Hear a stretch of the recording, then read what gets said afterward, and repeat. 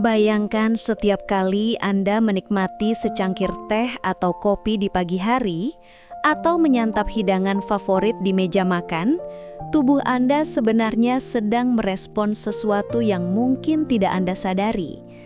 Banyak lansia mengira bahwa gejala seperti lemas, cepat lelah, atau tekanan darah yang naik turun adalah bagian wajar dari penuaan. Namun, kenyataannya, beberapa kebiasaan sehari-hari bisa menjadi penyebab utama masalah kesehatan yang tersembunyi. Bahkan, sesuatu yang terlihat sederhana, seperti cara Anda mengolah makanan atau minuman favorit, bisa berdampak langsung pada tekanan darah, vitalitas, dan kesehatan organ penting seperti ginjal dan jantung. Dalam pengalaman saya menangani pasien lansia, banyak yang datang dengan keluhan yang tampaknya ringan, sakit kepala, pusing, atau kaki bengkak, namun setelah diperiksa lebih lanjut, ternyata pola konsumsi sehari-hari menjadi pemicu utama. Ada bumbu dapur atau minuman yang setiap hari digunakan tanpa disadari bisa menumpuk dan memberi tekanan berlebih pada tubuh.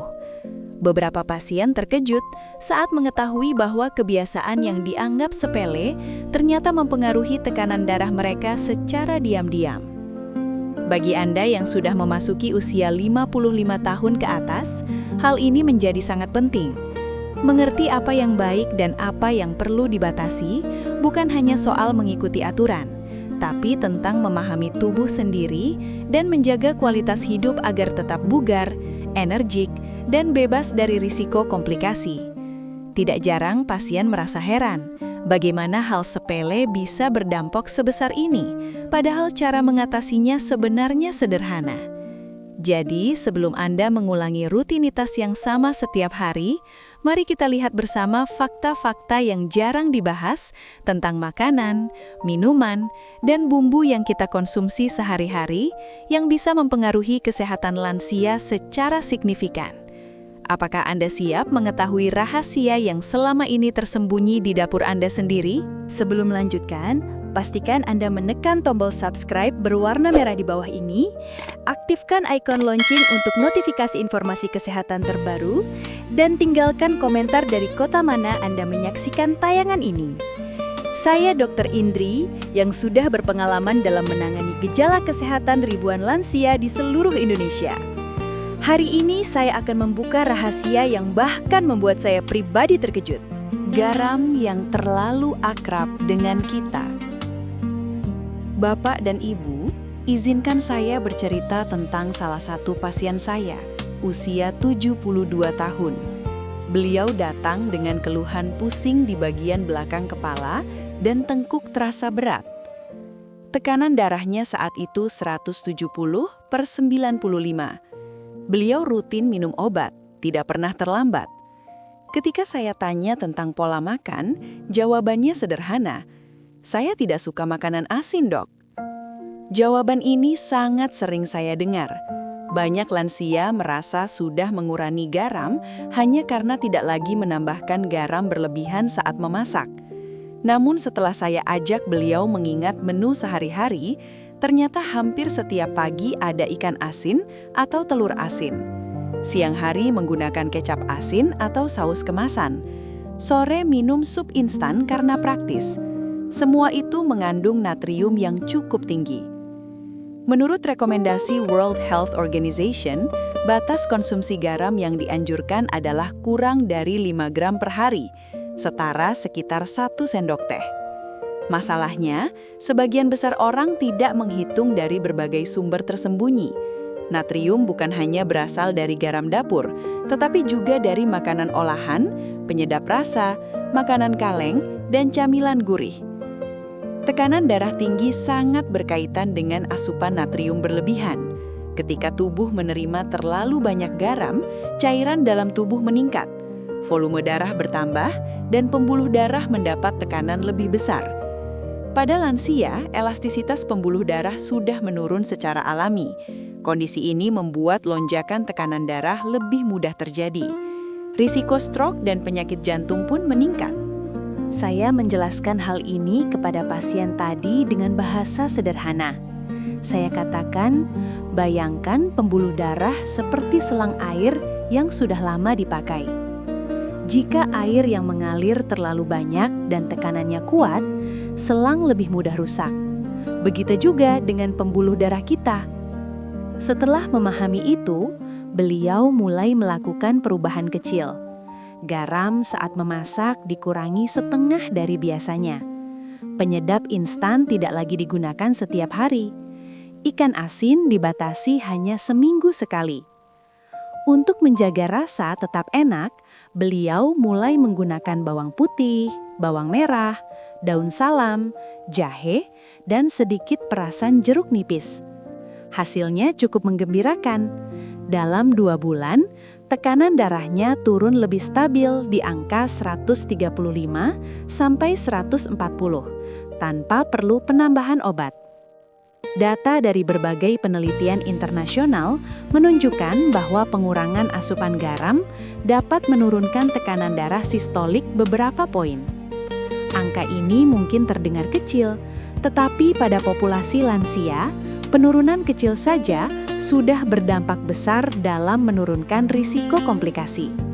Saya selalu menekankan bahwa tujuan kita bukan membuat makanan terasa hambar. Tujuan kita adalah mengatur keseimbangan. Lidah memang butuh waktu untuk beradaptasi.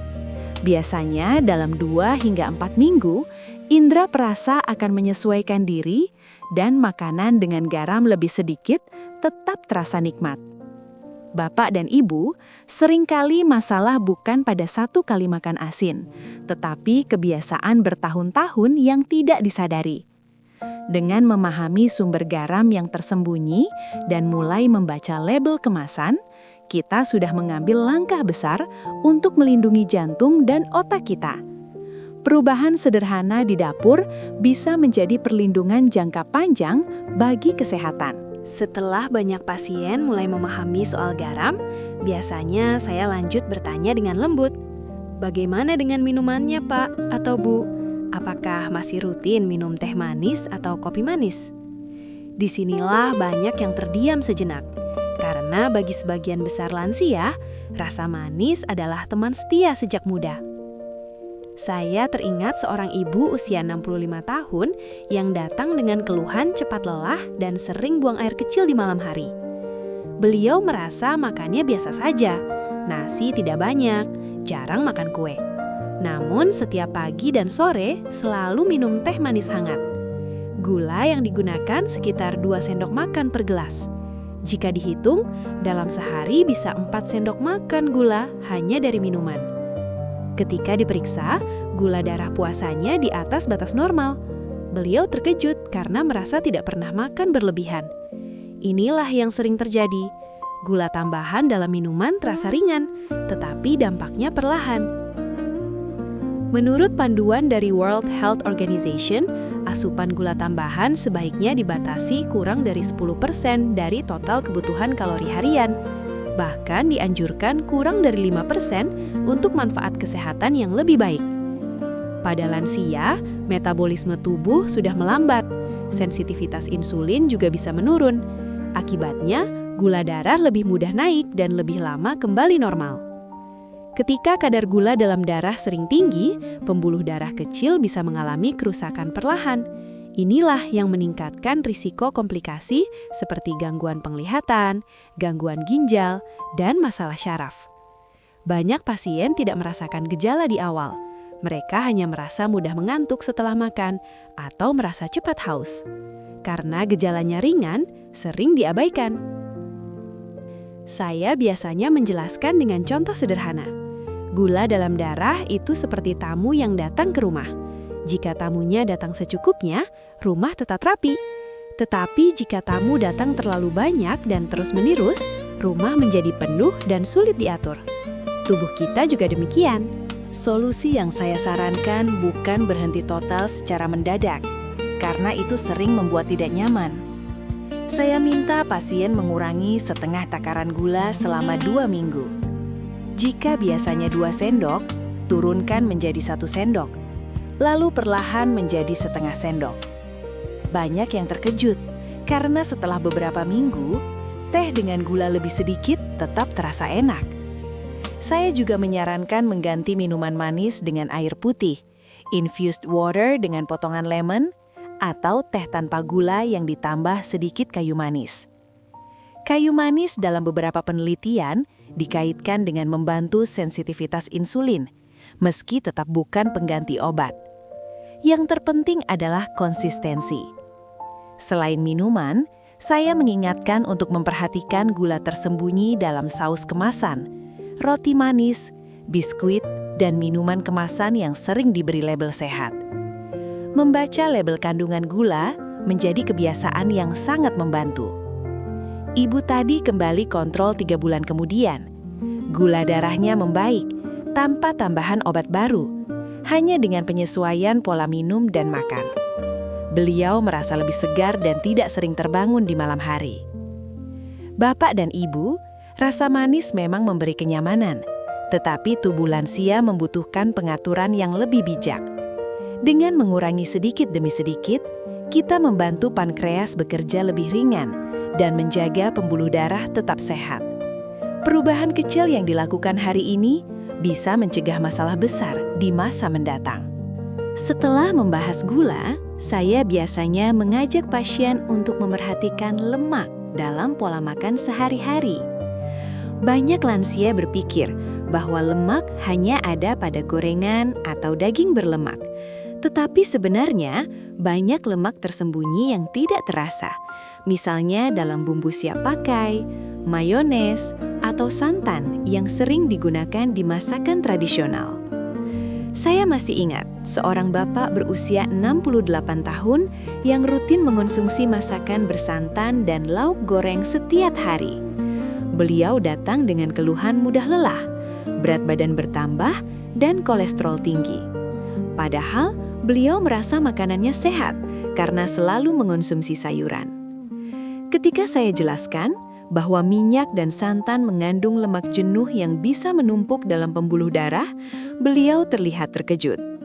Menurut panduan dari American Heart Association, lansia perlu membatasi asupan lemak jenuh maksimal 5 hingga 6% dari total kalori harian. Lemak jenuh yang berlebihan dapat meningkatkan kolesterol LDL atau kolesterol jahat yang lama-kelamaan menumpuk di dinding arteri. Hal ini bisa memicu penyakit jantung, stroke, dan masalah sirkulasi lainnya. Saya menjelaskan dengan analogi sederhana agar lebih mudah dipahami. Pembuluh darah itu seperti selang. Jika terlalu banyak lemak menempel di dinding selang, air sulit mengalir. Pompa jantung harus bekerja lebih keras dan resiko pecah atau tersumbat pun meningkat. Solusi yang saya sarankan biasanya langkah kecil namun konsisten. Misalnya mengganti santan kental dengan santan encer atau susu rendah lemak saat memasak. Memilih metode memasak kukus atau panggang dan mengurangi gorengan. Saya juga menekankan pentingnya membaca label bumbu kemasan karena banyak yang mengandung minyak terhidrogenasi yang tersembunyi. Selain itu, saya menyarankan untuk menambahkan lemak sehat dari ikan, alpukat, atau minyak zaitun. Lemak sehat ini dapat membantu tubuh menyerap vitamin dan menjaga keseimbangan hormon, sekaligus memberikan energi yang stabil bagi lansia. Bapak tadi mencoba beberapa perubahan sederhana selama beberapa minggu, mengurangi santan, memilih ikan kukus, dan mengganti minyak goreng lama dengan minyak zaitun. Saat kontrol berikutnya, kolesterolnya turun, stamina meningkat, dan beliau merasa lebih ringan saat berjalan. Hal ini menunjukkan bahwa perhatian terhadap lemak dan minyak sehari-hari bukan hanya tentang menurunkan angka di lab, tetapi juga meningkatkan kualitas hidup lansia. Perubahan kecil yang dilakukan dengan konsisten bisa membuat tubuh lebih sehat, stamina lebih terjaga, dan risiko penyakit berkurang. Memahami sumber lemak tersembunyi adalah langkah penting agar tubuh tetap bugar tanpa harus kehilangan kenikmatan makan. Pentingnya garam dan sodium yang tersembunyi. Setelah memahami pengaruh gula dan lemak, saya biasanya menekankan pada satu hal yang sering luput diperhatikan oleh lansia: garam. Banyak pasien berusia 60 tahun ke atas berpikir bahwa mereka hanya perlu membatasi garam saat memasak sup atau sayuran. Namun, kenyataannya, sodium tersembunyi ada di banyak makanan kemasan, bumbu instan, saus, dan bahkan minuman tertentu. Saya masih ingat seorang ibu berusia 65 tahun yang rutin menambahkan kecap dan saus siap pakai ke hampir semua masakan. Beliau datang dengan keluhan tekanan darah tinggi yang sulit terkendali dan sering merasa pusing di pagi hari.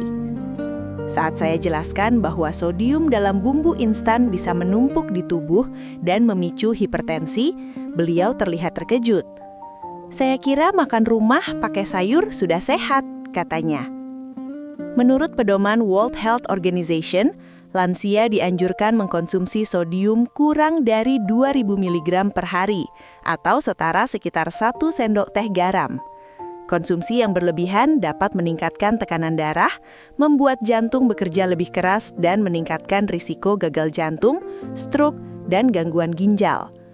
Sodium juga dapat menyebabkan retensi cairan, membuat pergelangan kaki dan kaki terasa bengkak, sesuatu yang sering dirasakan lansia. Untuk memudahkan pemahaman, saya menggunakan analogi sederhana.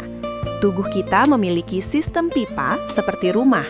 Terlalu banyak garam membuat air sulit mengalir, tekanan naik, dan pompa jantung harus bekerja lebih keras. Dampaknya tidak langsung terasa, tetapi lama-lama risiko penyakit meningkat. Solusi yang saya sarankan seringkali dimulai dengan perubahan kecil tapi konsisten. Mengurangi saus instan, mengganti bumbu siap pakai dengan rempah segar, dan membaca label makanan kemasan untuk memeriksa kandungan sodium. Saya juga menekankan pentingnya menambahkan makanan kaya kalium seperti pisang, sayur hijau, dan kacang-kacangan, karena kalium membantu menyeimbangkan efek sodium dalam tubuh. Seorang bapak lansia lain yang mengikuti saran ini secara rutin mulai merasakan perubahan setelah beberapa minggu. Tekanan darahnya lebih stabil, frekuensi pusing berkurang, dan tidur lebih nyenyak. Kualitas hidupnya meningkat tanpa harus mengorbankan rasa masakan favoritnya. Menyadari keberadaan sodium tersembunyi dan mengelolanya dengan tepat, membantu lansia menjaga tekanan darah, kesehatan jantung, dan ginjal. Langkah sederhana ini, jika diterapkan konsisten, bisa membuat tubuh lebih bugar, meningkatkan stamina, dan meminimalkan risiko komplikasi kesehatan yang serius. Memahami bagaimana garam bekerja di tubuh adalah kunci agar kita tetap sehat, menikmati makanan, dan menjaga vitalitas seiring bertambahnya usia. Sebelum kita mengakhiri, saya ingin mengingatkan bahwa menjaga kesehatan, terutama di usia lanjut, bukan sekadar tentang menghindari penyakit, tapi tentang merawat tubuh agar tetap bugar, berenergi, dan menikmati setiap hari dengan kualitas hidup terbaik. Perubahan kecil yang konsisten, seperti memperhatikan bumbu dan minuman yang kita konsumsi, bisa membawa dampak besar bagi tekanan darah, kesehatan jantung, dan ginjal. Langkah-langkah sederhana ini sebenarnya mudah dilakukan, namun efeknya signifikan jika dijalani dengan disiplin. Saya mengajak Anda semua untuk mulai menerapkan kebiasaan sehat ini secara perlahan. Jangan menunggu sampai gejala muncul atau komplikasi terjadi. Mulai dari hal-hal sederhana. Kurangi penggunaan bumbu instan berlebihan, perbanyak rempah segar, perhatikan kandungan sodium, dan selalu imbangi dengan asupan air yang cukup serta makanan kaya nutrisi. Selain itu, rutin memeriksakan tekanan darah dan kesehatan secara umum akan membantu Anda mendeteksi risiko lebih awal dan mengambil langkah tepat sebelum masalah serius muncul. Bagikan video ini ke keluarga, teman, atau grup WhatsApp Anda agar lebih banyak lansia sadar akan pentingnya menjaga kesehatan melalui pilihan makanan dan minuman sehari-hari. Ingat, kesehatan adalah investasi terbesar yang kita miliki, dan menjaga tubuh adalah bentuk kasih sayang terbaik untuk diri sendiri maupun orang yang kita cintai. Mari jadikan setiap hari lebih bermanfaat dengan memperhatikan apa yang kita konsumsi, bergerak aktif, dan menjalani pola hidup sehat. Terus ikuti tips kesehatan dari channel Lansia Sehat Abadi.